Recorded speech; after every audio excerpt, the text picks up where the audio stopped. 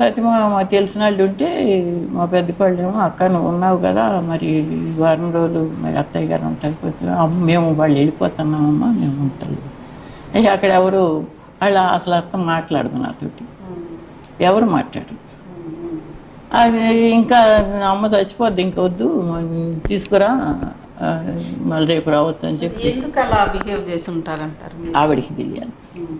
నేనేమో ఆవిడ ఆస్తి కోరలా, ఆవిడ ఇంకోటి కోరలా, ఇంకోటి కోరలా. కేటీఆర్ గారిని కూడా మీరు అడిగినప్పుడు ఆయన ఎందుకు నిరాకరించారు? తెలియదు. మీరేమనుకుంటున్నారు? నేనేమనుకోవటానికి కూడా అసలు ఏంది మరి వాళ్ళకి ఏ డీలింగ్స్ ఉన్నాయో మనకి తెలియదు. మరి ఇది మాత్రం రాజకీయం కాదమ్మా, పొరపాటున కూడాను ఇంకో డబ్బు కూడా గురించి కూడా కాదు, కేవలం మా ఐడెంటిటీ కోసమే మేము ఇప్పుడు పోరాడుతున్నాం. అంటే నిన్న బండి సంజయ్ గారు గోపీనాథ్ గారి మృతి మీద అనుమానాలు ఉన్నాయి, వాళ్ళ తల్లి గారు కూడా అనుమానాలు వ్యక్తం చేశారు. నాకు అనుమానం ఉంది కదా, కనిపిస్తుంది కదా. ఎందుకంటే అతను ఏంటంటే డయాలసిస్ పేషెంట్ అయ్యాడు కదా, ఒక కిడ్నీ తీసేశారు, ఇంకో కిడ్నీకి కూడా ఉంది. డయాలసిస్ పేషెంట్ని ఎట్టా చూసుకోవాలని డాక్టర్లు చెప్తారు కదా. నువ్వు తీసుకొచ్చి ఇంట్లో పెట్టి నీకేం తక్కువ? డబ్బు తక్కువ, మనుషులు తక్కువ, మరి హాస్పిటల్స్ తక్కువ, అన్నీ ఫ్రీయే కదా. హాస్పిటల్ ఫ్రీ, నీ గన్మెన్లు ఉన్నారు వాళ్ళు ఫ్రీ, డబ్బా కోట్లు ఉంది. ఏమి తక్కువని నువ్వు వాటికి ఒక మేల్ నర్స్ని అటెండర్గా పెట్టలేదు? నేను అడగకూడదా? ఎంత చిన్నాళ్ళు కూడా ఇప్పుడు నా కాలు దెబ్బ తగిలింది, ఒక అటెండర్ పెట్టేశారు.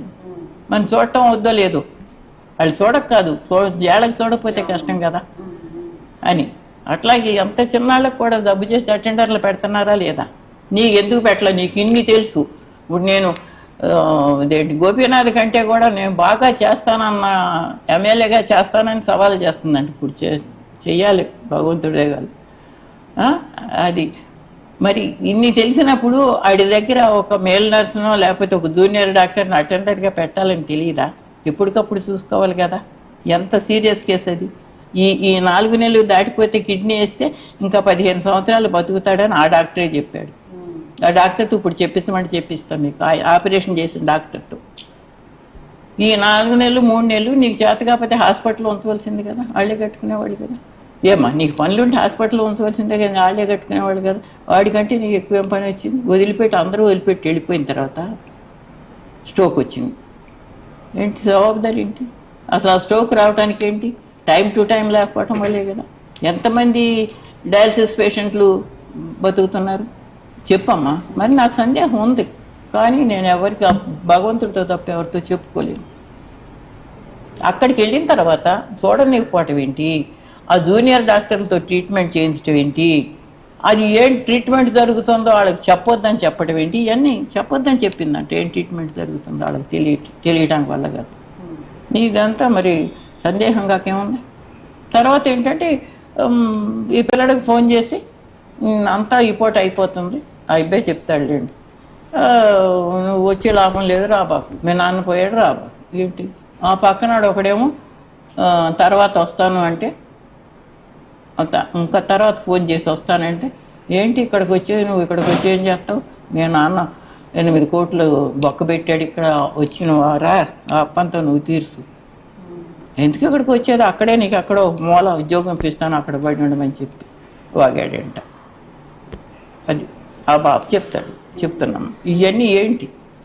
ఇంక ఏదో మమ్మల్ని ఎమ్మెల్యే కాకుండా చేస్తానికి ఎవరి కోసం అవుద్ది? నేను ఎమ్మెల్యే నేను అన్నంతలో ఎమ్మెల్యే కాకుండా ఉంటుందా?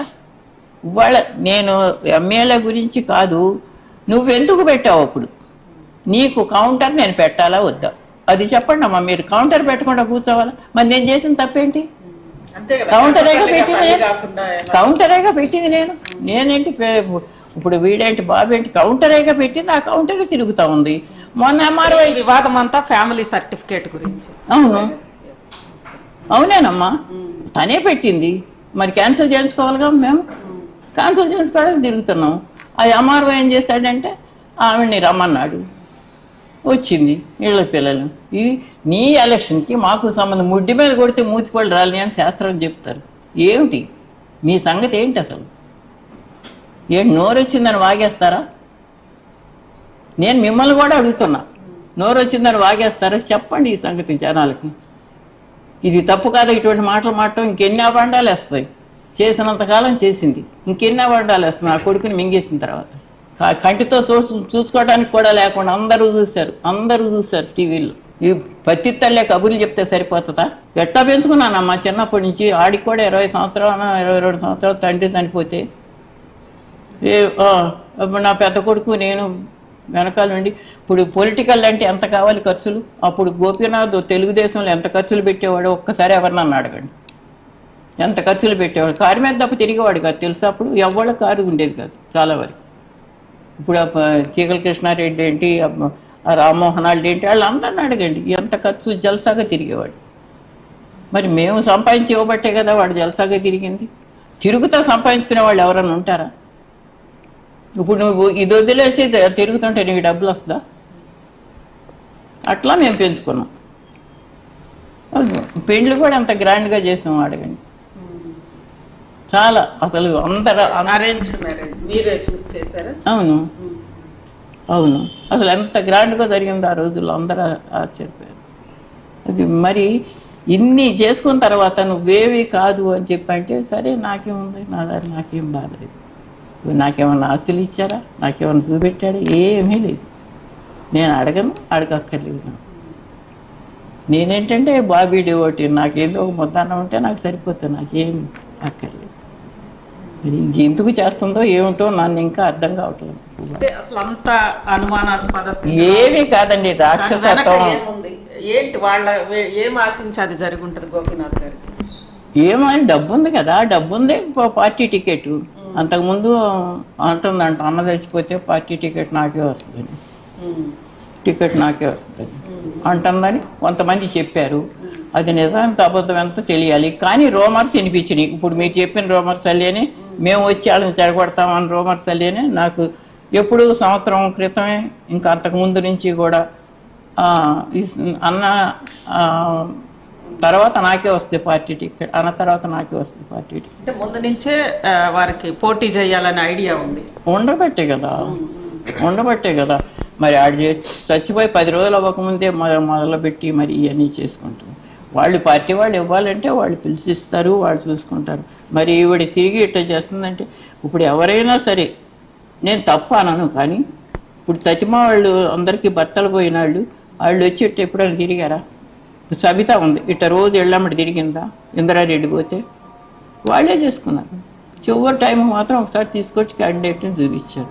నీకు ఆరాటం వద్దు. నేను గెలిచిపోతాను, ఏం చేస్తానో చూసుకో అని చెప్పి మాకు ఛాలెంజ్లు కూడా పంపింది. ఏం చేస్తా, ప్రాణం చేస్తా. మీ పోరాటం నా పోరాటం ఏమీ లేదమ్మా.